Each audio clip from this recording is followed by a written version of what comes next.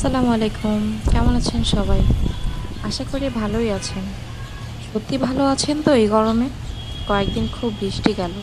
যার কারণে আমাদের হাওয়াটা অনেক সুন্দর একটা মনোরম পরিবেশ ছিল। এখন আবার কেমন গরম পড়েছে না? আপনাদের ওখানে কেমন গরম? আমাকে কিন্তু কমেন্ট করে অবশ্যই জানাবেন। একটা কথা আপনাদের সাথে শেয়ার না করে থাকতে পারলাম না। আমার সামনে এই যে গাছগুলো দেখছেন, গাছগুলো কিন্তু প্রচুর পরিমাণে বাতাস দেয়। কিন্তু এর পরের দৃশ্যটা দেখেন, হতভম্ব হয়ে যাবেন আপনারাও আমার সাথে সাথে। এত বড় বড় সুন্দর গাছগুলো আর নাই, সবগুলো কেটে ফেলেছে।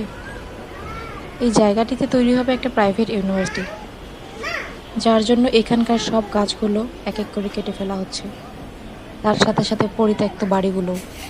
যখন একটু বাতাস হতো তখন গাছগুলো এত সুন্দর করে নড়তো, দেখতে খুব ভালো লাগতো। কিন্তু সেই গাছগুলোকে এখন আর দেখা যাবে না।